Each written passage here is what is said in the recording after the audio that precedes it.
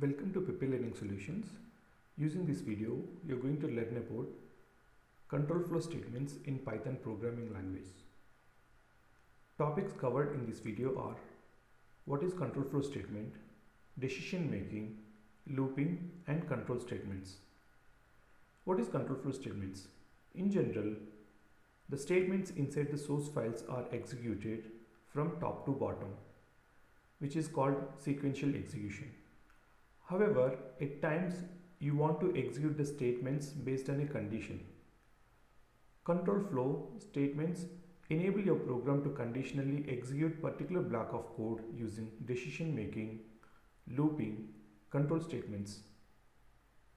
Control statements are also called as branching statements.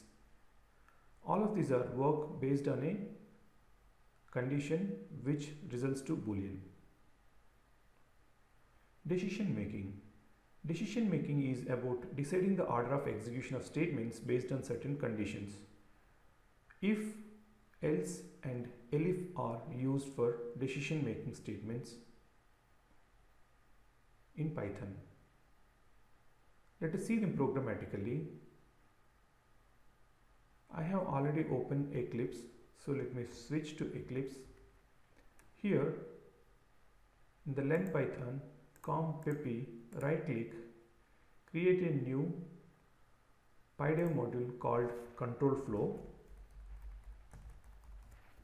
Say finish. Select the empty template, click on OK. By default, there is a comment created with the created date and other. Let me clear this and we'll come to know about this at later point of time. Let me save it. Go back to the slide. Here, let's see the syntax. For if statement, we got a syntax.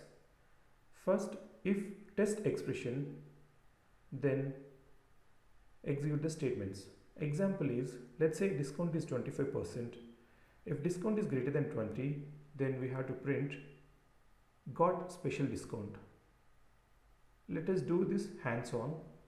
Let me switch back to Eclipse. So print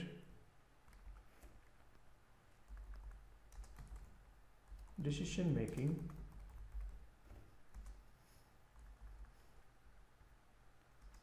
now.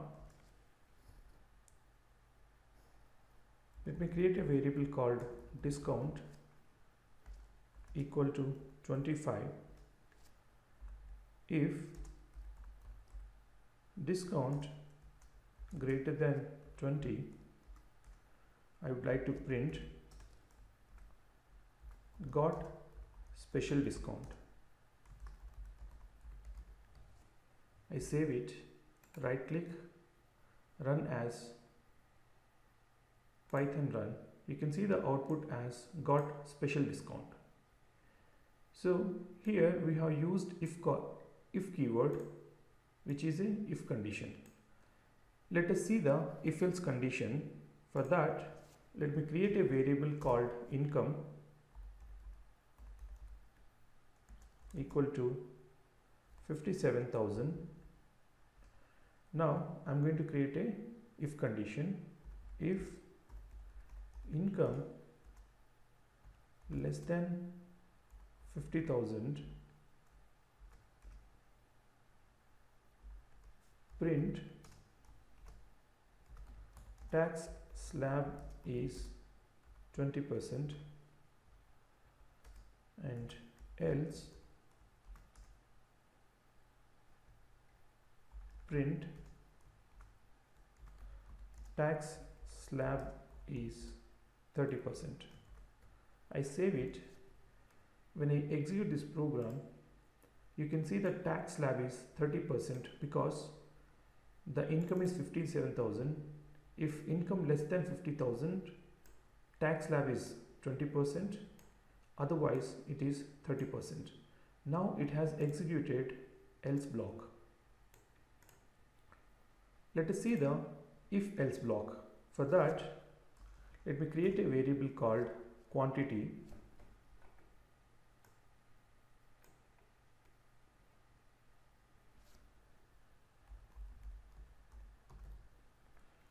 equal to 25,000. Now, if quantity less than 10,000, we can say transport using auto. Now we're going to use elif, that means else if condition, so which is elif if quantity less than 20,000, print transport using lorry, else print transport using container. So this is what is the condition. When I execute the program, you can see the output as transport using container, because the quantity is 25,000. It is not satisfied the first condition and second condition. Now let us change the quantity to 19,000. When you change the quantity to 19,000 and execute the program, you can see the output as transport using lorry. It satisfied the second condition. So in this decision making, we use if, elif and else keywords. Looping. Loops are used to execute a block of code several number of times until a condition is satisfied. For and while keywords are used for looping statements. Syntax for looping. For the for loop, you have to use a for keyword and you have to have a variable in a sequence or a range and execution statements. Here the example which you can see is for value in range of 1 to 5, print number val. Here it's going to print number 1, number 2, number 3, number 4, because when it reaches number 5 it stops execution. Let us see this programmatically. For this, I'm clearing the console first. So I would like to push the code down so that I can write the fresh code in the top. Print looping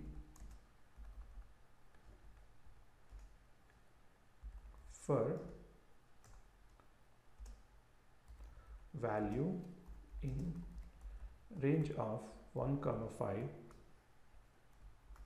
and I want to say print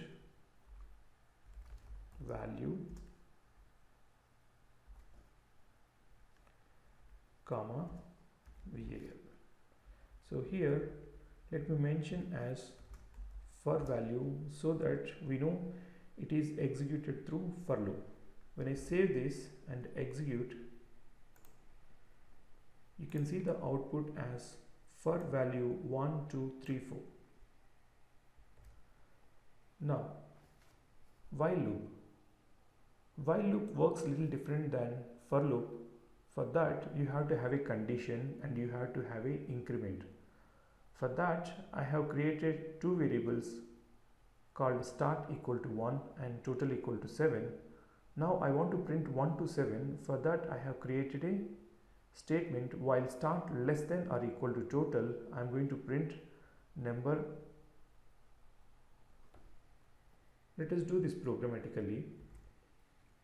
So let me create a variable called start equal to 1 and total equal to 7 while start less than or equal to total,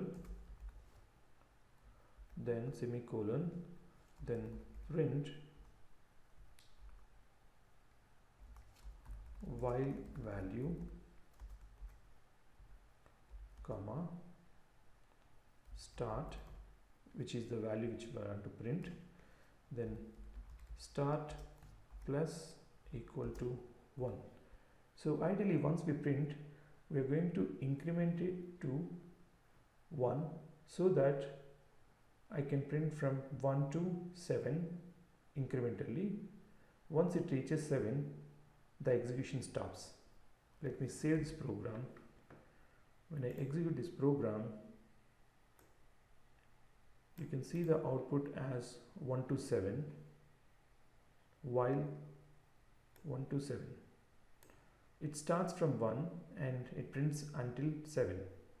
So you can see the value here. Control statements. Control statements are used in loops to gain more control on execution of the code. Ideally, control statements are used in for loops. Let us see the syntax.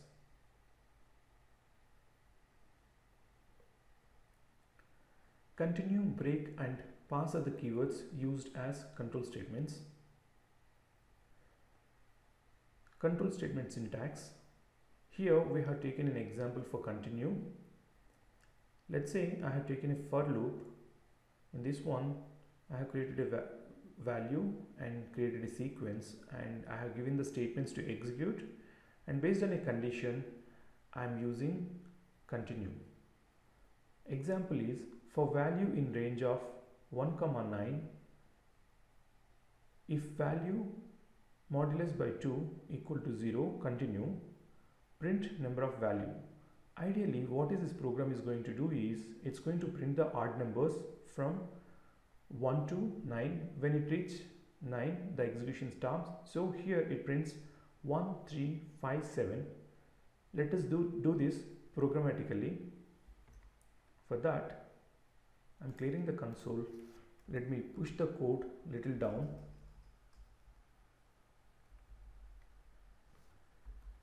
Print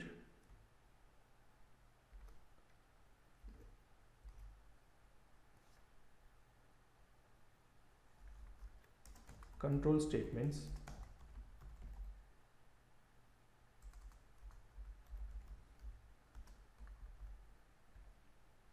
Here I want to use for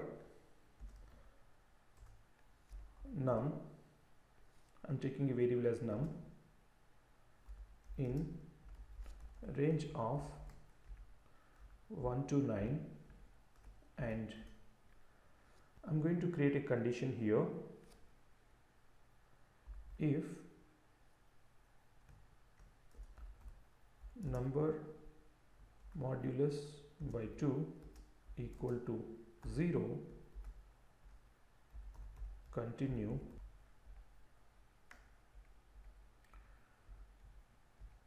otherwise print the value. Odd number, comma, num. When I execute this program, you can see the output as 1357, because it started from 1 and it went till 9. Whenever it finds a number modulus by 2 equal to 0, then it is continued without executing the additional statements. So let me keep print here. Now let us see break statement. For that, let me create a list which is numbers list, numbers equal to 13, 42, 26, 75,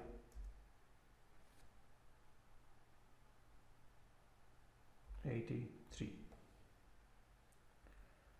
Let's say whenever I find a value greater than 50, I want to break it. So I'm going to take a for loop for value in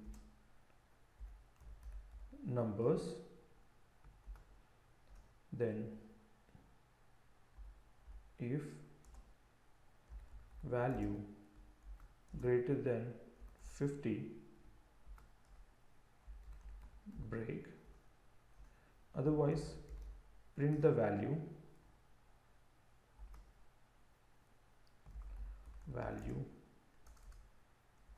is value. When you execute this program, you can see the output as value is 13, 42 and 26. It is 13, 42 and 26. The next one is 74. The moment it finds the value is greater than 50, it is breaking the loop, so it doesn't execute any of the further values.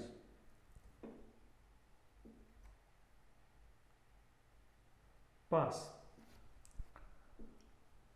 Pass doesn't have a value. Ideally, it can be used to satisfy the interpreter. Let's take an example. Here, I want to have a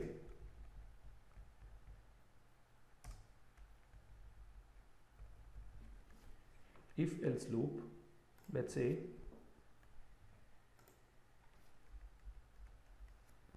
if, let me create a variable called marks.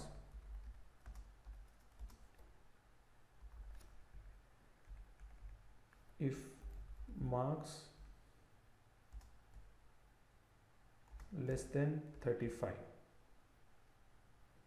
okay, then I don't want to do anything here. In that case, I can simply use pass, whereas in the other condition I want to print passed. So ideally the if condition doesn't make any sense here. It is just to satisfy passing the pass statement here. The same statement can be written in a different manner, saying that if marks greater than that 35, then you can say print passed. So pass is used to satisfy the compiler.